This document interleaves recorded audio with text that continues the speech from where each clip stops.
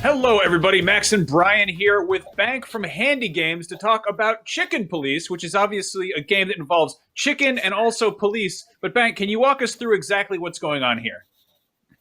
Yeah, so Chicken Police is a buddy cop noir adventure game with animal characters, especially two rooster characters in the lead, Sunny Featherland and Marty McChicken, who are very gritty, hard-boiled detective cops who's going to investigate a very shady and weird case with animals involved, obviously.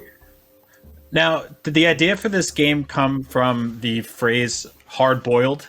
Because it seems like there's the connection to eggs there, and that's the loosest, like thinnest bridge I can create in my brain for why the chicken would be police versus all the other animals in the game. Yeah, it's so obvious, but no, the the idea came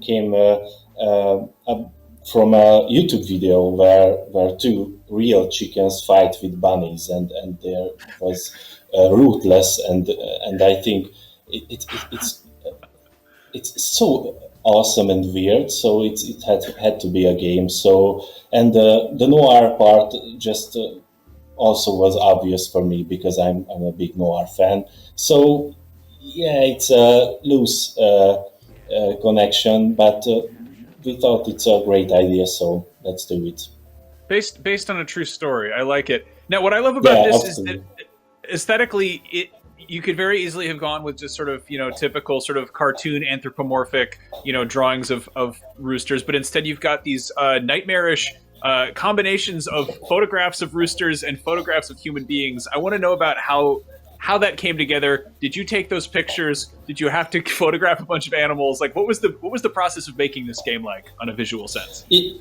Yeah, so I think 2011 the idea came, and the first idea was to make a pixel art adventure game. So that was the first obvious idea, but then we tried some another approach, something weird, something unique, and the idea just came that why not don't we just photograph ourselves in suits and every kind of silly costumes, and then we use some shutterstock image of animals, but later we decided to go to the zoos, go to the wildlife parks, and do the pictures ourselves. So every animal in the game and every human body in the game is ourselves and animals, real animals. Yeah.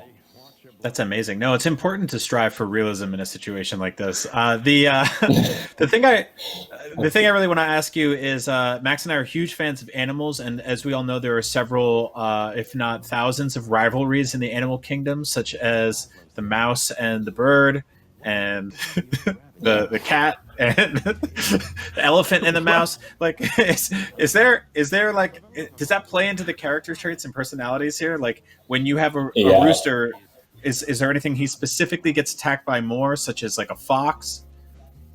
Yeah, absolutely. Yeah, yeah.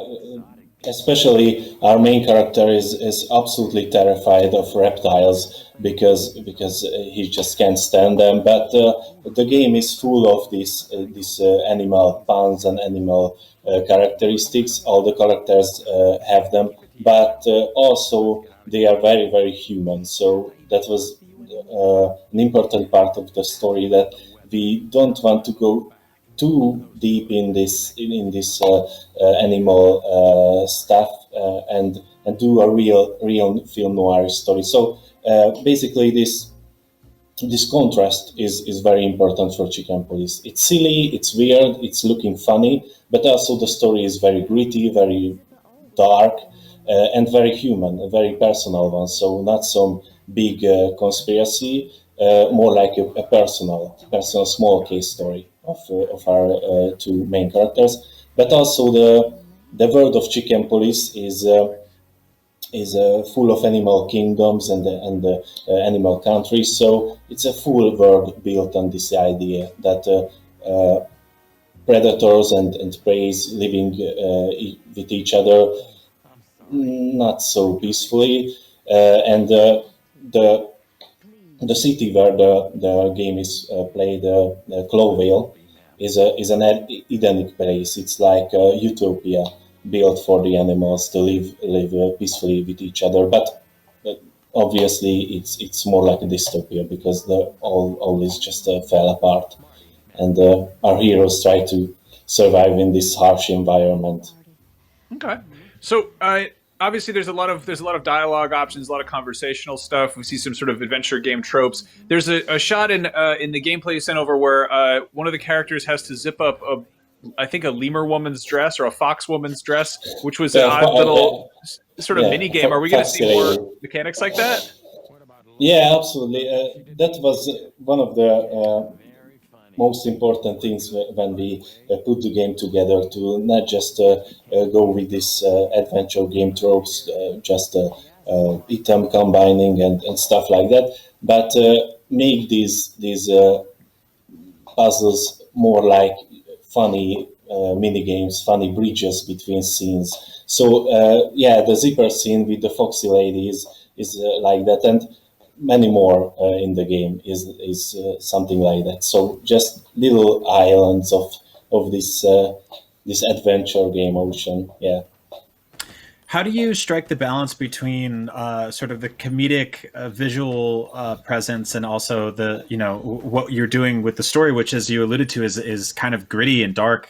I imagine that's a pretty difficult push and pull because, how do you keep somebody from laughing at something that isn't supposed to be funny because it's serious? Yeah, I think the visual style is almost like all of the humor in the game is almost like lies in the visual style, but also we obviously blend some animal puns and some funny absurd situations. But it's hard to say, because if you sat down and play the game, the noir atmosphere is just rolls over you, and you just forget that these animals. So you have to play the game to understand that this harsh and gritty story is just works. So I don't know why. It's it's a funny thing to say to a game designer, but I don't know why. But it works. It just works, and yeah.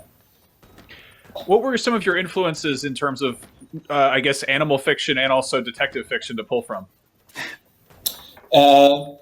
Obviously, some hard-boiled detective fiction, like the works of Raymond Chandler, which is my favorite. If we and obviously the 40s classic film noir movies like the Big Sleep, Gilda, Double Indemnity, etc. And films like Fantastic Mr. Fox, Porco Rosso of Miyazaki, the Bojack Horseman series. So these are was the main inspirations, and also games like Green Fandango, Snatcher, and Policenauts of Hideo Kojima. So I think these were the main inspirations from the game, but we are a pretty creative and pretty close team, so we all put together some inspirations from anywhere. So yeah. Where and when can people get their hands on Chicken Police? Yeah, Chicken Police will be released later this summer, so very very soon, and it's coming on PS4, Xbox One, Nintendo Switch, and PC also. So yeah, everything that's matter.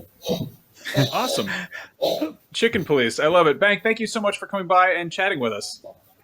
Thank you. It was great. It was a pleasure.